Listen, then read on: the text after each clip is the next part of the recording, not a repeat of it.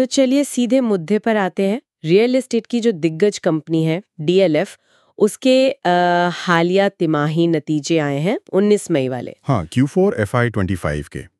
और नंबर्स तो मतलब पहली नजर में काफी दमदार लग रहे हैं। बिल्कुल। देखिए ना, जो कंसोलिडेटेड नेट प्रॉफिट है वो पिछले साल की इसी तिमाही से 59% बढ़कर लगभग 4,357 करोड़ रुपए हो गया है। ये तो बहुत बड़ी छलांग है। 199% की छलांग सिर्फ एक आंकड़ा नहीं है, ये दिखाता है कि कंपनी कितनी मजबूती से आगे बढ़ रही है। और ये सिर्फ Q4 की बात नहीं है। अगर पूरे फिस्कल ईयर 2025 को देखें तो बुकिंग मतलब जो नए घरों या प्रॉपर्टीज की बिक्री होती है, हाँ, नई सेल्स बुकिंग, वो करीब 21,223 करोड़ रुपए तक पहुंच गई है। ये पिछले साल से 44% ज्यादा है। और दिलचस्प बात यह है कि उनका खुद का जो लक्ष्य था करीब 17,000 करोड़ का, उससे भी कहीं आगे निकल गए हैं। अच्छा, 44% ज्यादा और टारगेट से भी ऊपर। तो मतलब 59% मुनाफे में उछाल, बिक्री का रिकॉर्ड तोड़ना। सवाल ये उठता है कि इस जबरदस्त परफॉर्मेंस के पीछे की कहानी क्या है? क्या ये सिर्फ बाजार की तेजी है या डीएलएफ कुछ खास सही कर रहा है? देखिए, यही समझने वाली बात है। और जैसा मैंने कहा, ये सिर्फ एक तिमाही की चमक नहीं है।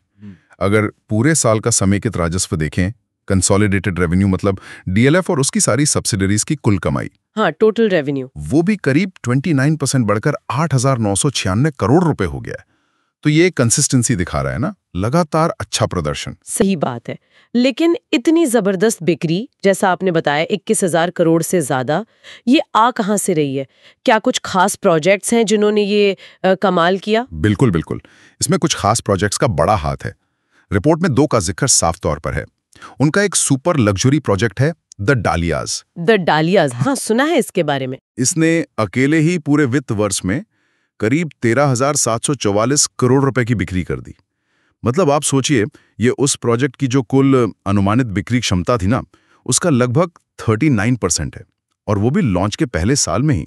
वाकई 13,700 करोड़ सिर्फ एक प्रोजेक्ट से, ये तो काफी प्रभावशाली है। हाँ बिल्कुल। और फिर एक और लग्जरी प्रोजेक्ट था डीएलएफ प्रिवाना वेस्ट। उसका अगला फेज लॉन्च किया इन्होंने। अच्छा, उसका क्या रहा? वो तो लॉन्च होते ही मतलब कुछ ही दिनों में पूरा बिक गया। उससे करीब 5,600 करोड़ रुपए की बिक्री हुई।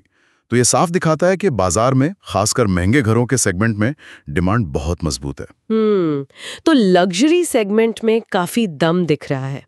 लेकिन क्या ये निर्भरता थोड़ी ज्यादा नहीं हो गई इन गिने चुने सुपर लग्जरी प्रोजेक्ट्स पर? इसमें कोई रिस्क फैक्टर भी है? देखिए, सवाल तो वाजिब है। हाँ, अभी तो लग्जरी सेगमेंट का योगदान काफी बड़ा दिख रहा है, पर डीएलएफ जैसी कंपनी के पास लैंड बैंक काफी बड़ा होता है और वो अलग अलग सेगमेंट में प्रोजेक्ट लॉन्च करते रहते हैं। तो ये एक स्ट्रैटेजी का हिस्सा हो सकता है कि अभी लग्जरी की डिमांड भुना रहे हैं, आगे शायद मिड सेगमेंट या अफोर्डेबल में भी कुछ करें। ठीक है, तो बिक्री और मुनाफे के आंकड़े तो अच्छे दिख रहे हैं, पर कंपनी की नींव मतलब उसकी फाइनेंशियल हेल्थ कैसी है? क्या तिजोरी भी उतने भरी दिख रही है? हाँ, वो भी एक पॉजिटिव पॉइंट है। वित्तीय मोर्चे पर भी तस्वीर काफी अच्छी है। फिस्कल ईयर 2025 में कंपनी ने 5,302 करोड़ रुपए का रिकॉर्ड नेट कैश सरप्लस दर्ज किया है। Net cash surplus? हाँ, मतलब खर्च वगैरह निकालकर हाथ में कैश। हाँ बिल्कुल, मतलब कंपनी के पास अपनी देनदारियां चुकाने के बाद भी इतनी नकदी बची है, और इसके चलते साल के अंत तक उनकी जो नेट कैश पोजीशन है, यानी कुल नकदी हाथ में, वो और सुधरकर 6,848 करोड़ रुपए हो गई। 100 करोड़ से ज्यादा की नेट कैश पोजीशन। तो इसका मतलब क्या है कंपनी के लिए? स्ट्रेटेजिकली इससे क्या फायदा है? देखिए, ये बहुत बड़ा फायदा है। ये 6,848 करोड़ रुपए की नेट कैश पोजीशन उन्हें न केवल लगभग कर्ज मुक्त रखती है, बल्कि भविष्य में अच्छे लैंड पार्सल खरीदने, तेजी से नए प्रोजेक्ट्स लॉन्च करने या बाजार में कोई अच्छा अवसर दिखे तो उसे लपकने की जबरदस्त फ्लेक्सिबिलिटी देती है। सही कहा, ये मजबूती कई दूसरी कंपनियों के पास शायद न हो। एग्जैक्टली। और इसी भरोसे के चलते उन्होंने शेयर धारकों के लिए भी अच्छा सोचा है। 6 रुपए प्रति शेयर के डिविडेंड की सिफारिश की है। 6 रुपए प्रति शेयर, ये पिछले साल से कितना ज्यादा है? पिछले साल से 20% ज्यादा है।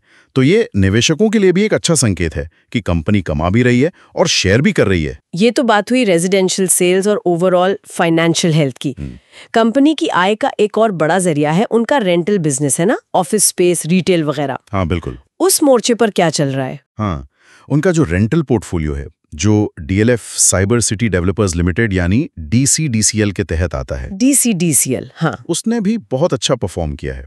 फिस्कल ईयर 25 में DCDCL का रेवेन्यू 11% बढ़कर 6,448 करोड़ रुपए हो गया और मुनाफा तो 46% की शानदार बढ़त के साथ 2,461 करोड़ रुपए पर पहुंच गया। 46% प्रॉफिट ग्रोथ रेंटल बिजनेस में, ये तो काफी अच्छा है। ऑक्यूपेंसी कैसी है, मतलब जगहें भरी हुई हैं? हाँ, उनकी किराए की प्रॉपर्टीज में करीब 94% ऑक्यूपेंसी है, जो इस बाजार में काफी अच्छी मानी जाती है। और आगे भी उम्मीद है कि गुरुग्राम में उनका जो नया ऑफिस ब्लॉक आ रहा है, DLF डाउनटाउन, उससे रेंटल आय और बढ़ेगी। तो कुल मिलाकर देखें तो DLF के लिए Q4 और पूरा फिस्कल ईयर 2025 काफी शानदार रहा है। मुनाफा बढ़ा, बिक्री ने रिकॉर्ड तोड़े, लग्जरी प्रोजेक्ट्स एकदम हिट रहे, कंपनी के पास कैश की कोई कमी नहीं और निवेशकों को भी बेहतर रिटर्न मिल रहा है। सब कुछ पॉजिटिव दिख रहा है। बिल्कुल, ये नतीजे साफ तौर पर बता रहे हैं कि कंपनी रियल एस्टेट सेक्टर में जो मौके हैं, खासकर अपस्केल और लक्जरी सेगमेंट में जो मांग बढ़ी है, उसका बखूबी फायदा उठा रही है। उनके पास एक बड़ा लैंड बैंक है, नए प्रोजेक्ट्स की मजबूत पाइपलाइन दिख रही है और बैलेंस शीट भी काफी मजबूत है। तो भविष्य में ग्रोथ के लिए वो काफी अच्छी पोजीशन में है।